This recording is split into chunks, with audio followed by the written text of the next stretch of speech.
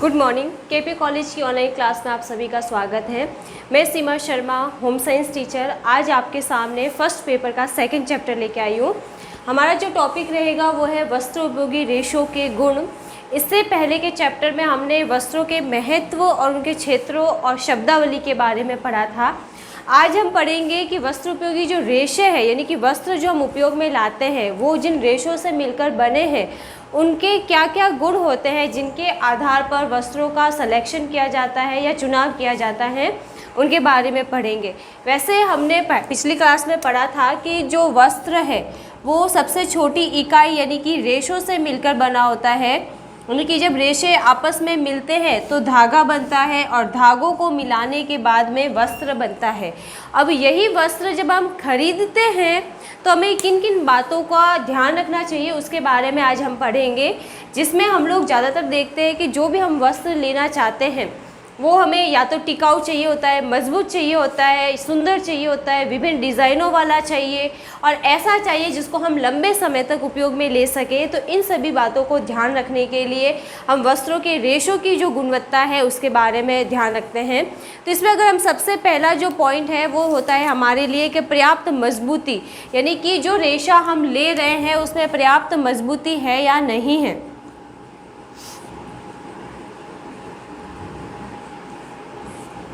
यानी कि जो वस्त्र का निर्माण होता है तो वस्त्र निर्माण में जो रेशे काम में लिए जाते हैं उसमें सबसे ज़्यादा ये ज़रूरी है कि जो रेशा काम में लिए जा रहे हैं वो मजबूत है या नहीं, इसके लिए ध्यान रखा जाना बहुत ज़्यादा ज़रूरी है। इसका पता हम वस्त्रों को देख के लगा सकते हैं क्योंकि वस्त्र निर्माण में रेशों का उपयोग किया जाता है। अब रेशे भी बहुत बार दो तरह के काम में लिए जाते हैं, छोटे रेशे और बड़े रेशे। जहाँ छोटे रेशों से मिलकर वस्त्र बनेगा उसमें जगह जगह गांठें वगैरह दिखाई देगी या फिर वहाँ पे उभार वगैरह जो है वो दिखाई देंगे। और ऐसे वस्त्रों को जब हम बार बार उपयोग में लेते हैं या तो एक या दो धुलाई के बाद में अगर हम देखते हैं तो उसमें से धुलने के पश्चात वो गांठें, रोए वगैरह जो है वो बाहर निकल आते हैं और वस्त्र जो है कुछ ही दिनों में भद्दा लगने लगता है, खराब हो जाता है और ऐसा वस्त्र हम लंबे समय तक उपयोग में नहीं ले पाते। दूसरी स्थिति में जहाँ बड़े रेशे हैं वहाँ बड़े रेशे लंबी दूरी तय करते हैं और उनको आपस में जोड़कर जो धागा बनाया जाता है और जिनसे जो वस्त्र बनता है वो वस्त्र थोड़ा मजबूत रहता है और लंबे समय तक टिकाऊ रहता है, क्योंकि जो जितना लंबा रेशा होगा उसकी मजबूती भी उतनी ही होगी और उसमें किसी भी प्रकार का कोई भी रगड़ है या ब्रश वगैरह जब हम धोते हैं, घिसते हैं या कपड़ों को जब हाथ से पटक के वगैरह धोया जाता है तो ऐसी स्थिति में उसका कोई भी प्रभाव बड़े रेशों पर नहीं पड़ता है क्योंकि उसमें आपस में बहुत ही ज़्यादा मजबूती पाई जाती है। लेकिन जहाँ छोटे रेशे रहेंगे वहाँ पर एक या दो बार ब्रश के घिसने के कारण या फिर उसमें थोड़ा सा दबाव आने के कारण जो रेशे हैं वो निकलकर बाहर आ जाते हैं, गांठें बाहर निकल आ जाती है और कई बार रेशे आपस में से दूर दूर हो जाते हैं और टूट भी जाते हैं। तो ऐसी स्थिति में जो छोटे रेशों वाला जो वस्त्र बना है वो जल्दी टूट जाता है और काम का नहीं रहता है। तो उसी के अगर दूसरी तरफ हम देखें जो बड़े रेशों से मिलकर जो बने वस्त्र हैं उनका अगर हम उपयोग करते हैं तो उसमें किसी भी प्रकार की कोई भी रगड़ है, घर्षण वगैरह है या दबाव का है, कोई प्रभाव नहीं पड़ता है और ऐसे जो वस्त्र हैं हम उनका उपयोग लंबे समय तक कर सकते हैं। इसलिए कहा जाता है कि जो भी वस्त्र हम खरीद रहे हैं उसमें वस्त्रों में रेशों की मजबूती पर ध्यान दिया जाना बहुत ज़्यादा ज़रूरी है ताकि उस पर किसी भी प्रकार का कोई भी तनाव है, खिंचाव है, दबाव है या झटकों का कोई भी प्रभाव उस पर नहीं पड़ता है और ये जो वस्त्र होते हैं वो लंबे मजबूत कहे जा सकते हैं। दूसरा जो आ जाता है वो है संतोषजनक लंबाई।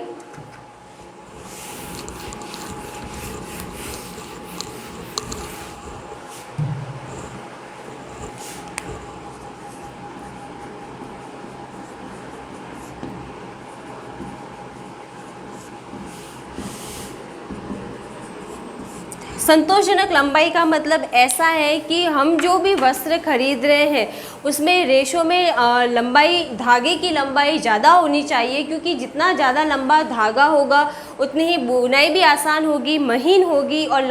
जितना लंबा धागा है उसको आपस में बुनने में ताने और बाने के जो धागे होते हैं वो आपस में सटकर रहते हैं, आपस में मजबूती लिए हुए रहते हैं। और ऐसे जो वस्त्र बने हुए होते हैं उनमें धूलकण, मिट्टी, गंदगी वगैरह का भी कोई प्रभाव देखने को नहीं मिलता है। और ऐसे जो वस्त्र हैं उनको हम आसानी से, सरलता से धो भी सकते हैं, साफ़ सफाई वगैरह भी आसानी से की जा सकती है। अगर जैसे कि हम अधिक लंबाई वाले जो धागे से बने वस्त्रों का उपयोग करते हैं तो हम उसमें देख सकते हैं कि उसका जो वस्त्र की सतह होगी वो चिकनी होगी, और सतह चिकनी होने पर उसमें किसी भी प्रकार का कोई भी धूलकण, गंदगी लगती है तो वो आसानी से नीचे गिर जाती है और उसका सीधा प्रभाव वस्त्र पर नहीं पड़ता है। उसी के ऑपोजिट अगर हम देखते हैं कि छोटे वस्त्र, रेशों से मिलके जो वस्त्र बनते हैं उनमें जगह जगह गांठें लग जाती है और आपस में खुरदुरापन आ जाता है। तो ऐसी स्थिति में जो भी धूलकण, मिट्टी वगैरह हैं जब उसकी सतह पर पहुंचते हैं तो सतह खुरदरी हो जाती है, गंदी और मटमैली दिखाई देने लगती है।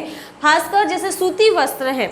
तो सूती वस्त्रों के जो रेशे होते हैं वो महीन होते हैं, छोटे होते हैं, और आपस में उनको सटाने पर गोंद वगैरह लगाया जाता है, गांठें लगाई जाती है, जिसकी वजह से जो सूती वस्त्र है वो खुरदुरा देखा जाता है, उसमें जगह जगह गांठें भी रहती है। तो ये वस्त्र जो देखने में सुंदर भी नहीं दिखाई देते हैं, और साथ में ही इन वस्त्रों का अगर हम बार बार उपयोग करते हैं तो एक या दो धुलाई के पश्चात ही वो जो गांठें हैं या जो रेशे हैं वो बाहर निकल आते हैं। इसलिए हमें जो भी वस्त्र का चयन करना है, अगर हम देखें तो बड़े लंबाई वाले जो वस्त्र, रेशे से मिलकर जो वस्त्र बने हैं उनका उपयोग में लेना चाहिए, ताकि उनकी सतह चिकनी रहेगी, वस्त्र दिखने में भी सुंदर दिखाई देगा। उसके बाद आता है लचीलापन।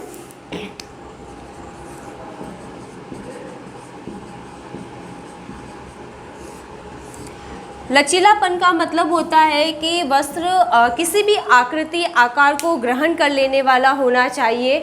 यानी कि जब हम वस्त्र का उपयोग करते हैं, हम पहनते हैं तो वो हमारे शरीर के अनुकूल उसका आकार बदल लेने वाला होना चाहिए, और जैसे ही उस वस्त्र को वापस हम लोग समेट कर वगैरह रखते हैं तो वापस वो पहले वाली आकृति को ग्रहण करने वाली स्थिति में आ जाना चाहिए। या यूँ कह सकते हैं ऐसे वस्त्रों में जो रेशे हैं उनमें ये क्वालिटी होनी चाहिए कि वो एक बार उपयोग में लेने के पश्चात वापस पहले वाली स्थिति में आ जाए या पूर्व आकार को प्राप्त कर सकते हैं।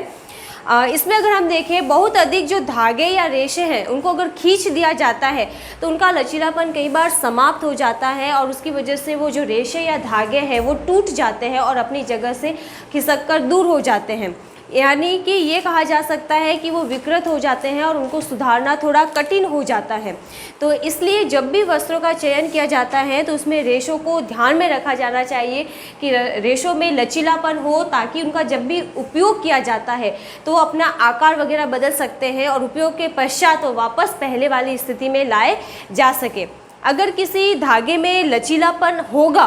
तो हम ये कह सकते हैं कि उनको ऐंठन देने पर, मरोड़ने पर या धुलाई के समय उनमें कोई भी प्रभाव नहीं पड़ेगा, और वस्त्र जो है वो लंबे समय तक टिकाऊ रहेगा और काम में लिया जा सकता है। लेकिन अगर उसमें लचीलापन नहीं है तो वस्त्र को थोड़ा सा दबाव डालने पर या खींचने पर उसके जो धागे हैं, वो रेशे हैं, एक दूसरे के पास से हट जाएंगे या खिसक जाते हैं और उनमें फटने वगैरह की संभावना ज़्यादा रहती है। उसके बाद आता है प्रतिस्कंदता एवं प्रत्यास्थता।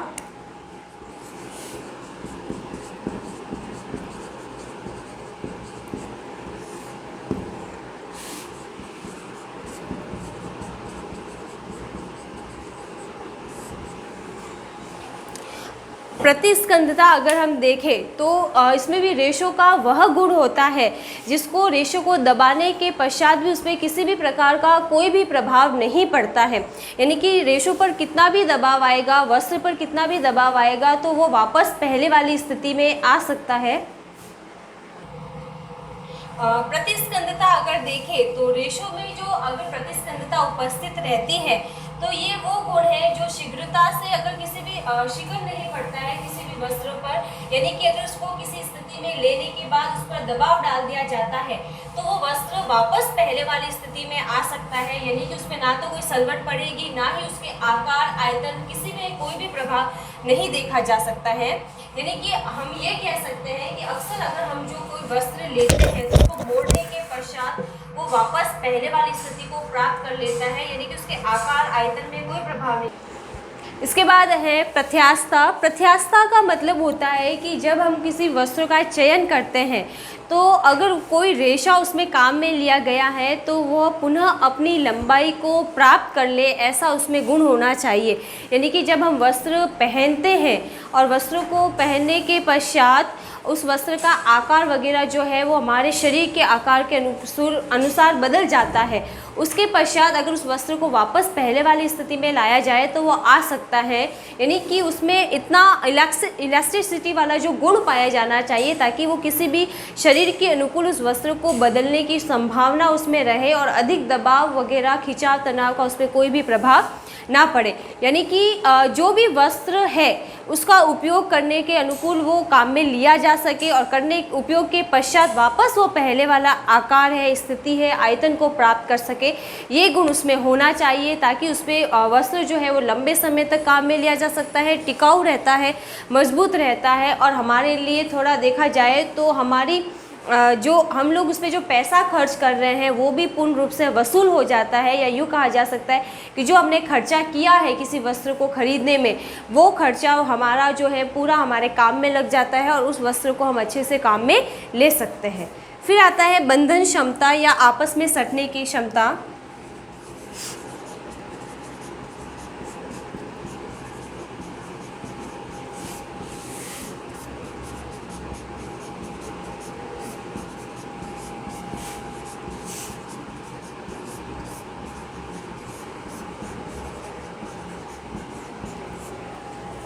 बंधन क्षमता का अर्थ अगर देखें, बंधन का मतलब होता है बांधना, क्षमता यानी कि शक्ति। यानी कि हम जो वस्त्र ले रहे हैं उस वस्त्र में जो धागा काम में लिया गया है और उस धागे में जो रेशे हैं उनमें बांधने की शक्ति होनी चाहिए। यानी कि जब 2 या 2 से अधिक या 3-4 रेशे जब काम में लिए जाते हैं तो ये रेशों में ऐसी गुणवत्ता होनी चाहिए कि आपस में एक दूसरे से सटे हुए रहे, बंधे हुए रहे और एक दूसरे का साथ जो है वो आसानी से ना छोड़े। यानी कि एक ही लंबाई को ग्रहण किए हुए होने चाहिए, आपस में जुड़े हुए होने चाहिए ताकि जो वस्त्र का निर्माण किया जाएगा वो सुंदर दिखाई देगा और वस्त्र में भी जो उनकी बंधन क्षमता के कारण मजबूती वगैरह देखने को मिल सकेगी।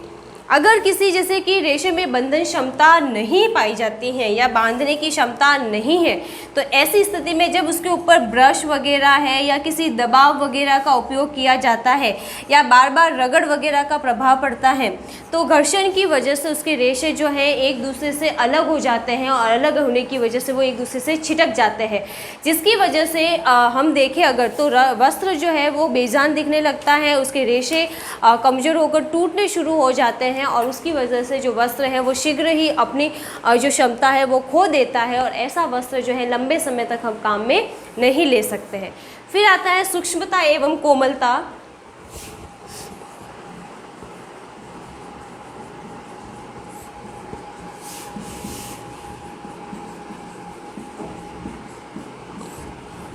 सूक्ष्मता का मतलब ऐसा है कि हम जो वस्त्र ले रहे हैं उसकी बुनाई जो है वो बहुत ही सूक्ष्म बारीक तरीके से की जानी चाहिए। यानी कि अगर सादी बुनाई है, ट्विल बुनाई है, जो भी बुनाई से बना हुआ वस्त्र है हम जब खरीदते हैं तो उसकी बुनाई को बहुत ज़्यादा ध्यानपूर्वक देखना चाहिए कि उसमें सूक्ष्मता है या नहीं है, क्योंकि जितना ज़्यादा लंबा रेशा होगा या जितनी ज़्यादा उन रेशों को आपस में बारीकी से जोड़ा जाएगा उतनी ही उस कपड़े या वस्त्र की जो हम देखते हैं मजबूती बढ़ जाती है, उसकी गुणवत्ता बढ़ जाती है और ऐसा वस्त्र जो है वो लंबे समय तक काम में लिया जाता है। और ऐसा वस्त्र अगर देखने में हम देखें तो चिकना भी दिखाई देता है, उसकी सतह सुंदर दिखाई देती है और उसकी बुनाई इतनी सघन हो जाती है यानी कि वो बिल्कुल पास पास में रहते हैं। ताने और बाने के जो धागे रहते हैं, इसमें जो ताने और बाने के धागे रहते हैं वो बिल्कुल पास पास में रहते हैं, यानी कि इनके बीच का जो ये गैप है वो बहुत ज़्यादा कम होता है और ऐसा रेशा बहुत ही मजबूती कठोरता को लिए हुए रहता है और ऐसे वस्त्र हम देखते हैं तो बहुत ही सूक्ष्म दिखाई देते हैं, बारीकी से बने हुए दिखाई देते हैं। उनकी जो कोमलता है यानी कि बहुत ही मुलायम वो कपड़ा बन जाता है और ऐसे कपड़े जो हैं हम अधिक लंबे समय तक काम में ले सकते हैं और पहनने वगैरह में भी हमको कंफर्टेबल लगते हैं। उसके बाद आ जाता है अवशोषकता।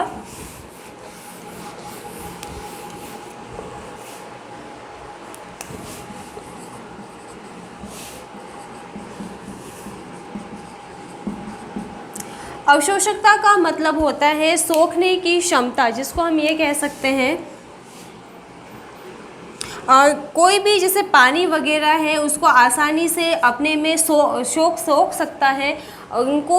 जैसे कि पसीना है तो पसीने को सोखने की क्षमता भी होनी चाहिए। पानी वगैरह अगर गिर जाता है तो पानी वगैरह को भी सोखने की क्षमता उसमें होनी चाहिए। तो ऐसे वस्त्र जो होते हैं वो ज़्यादा कंफर्टेबल रहते हैं और अच्छे से पहने जा सकते हैं। तो इसमें हम जब वस्त्र खरीदते हैं तो हम ज़्यादातर ये भी देखते हैं कि क्या वस्त्र पसीना, गर्मी के लिए अगर वस्त्र लिए जा रहे हैं तो सबसे ज़्यादा ज़रूरी हो जाता है कि क्या वो हमारा पसीना सोखेगा या नहीं, क्या वो पानी को सोख पाएगा या नहीं। तो उसमें रेशो की क्वालिटी पर ध्यान दिया जाना बहुत ज़्यादा ज़रूरी है। जैसे कि अगर हम सूती वस्त्र लेते हैं तो सूती वस्त्र का यह गुण रहता है कि उसमें अवशोषण क्षमता जो है बहुत ही अधिक पाई जाती है, यानी कि वो पानी को आसानी से सोख लेता है, पसीने को आसानी से सोख लेता है और वो हवा के संपर्क में आने के पश्चात उड़ जाता है और वाष्प बनकर चला जाने की वजह से शरीर को जो है वो ठंडक प्राप्त होती है। और ऐसे में जो सूती कपड़ा है वो गर्मी में लाभदायक कहे जा सकते हैं। उसी के ऑपोजिट अगर हम जैसे कि सिल्क का कपड़ा लेते हैं,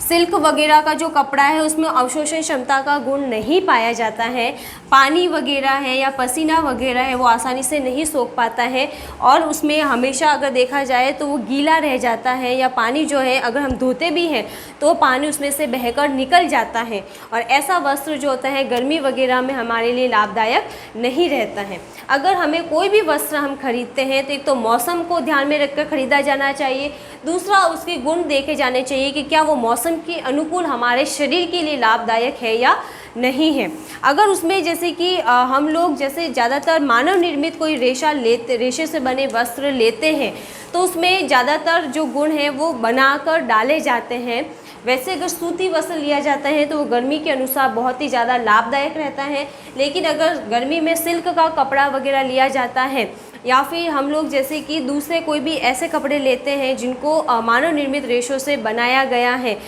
जैसे कि नायलॉन वगैरह का कपड़ा है, पॉलिस्टर का कपड़ा है, तो वो गर्मी में हमारे शरीर के लिए आरामदायक नहीं रहते हैं। उसके बाद आ जाता है चमक।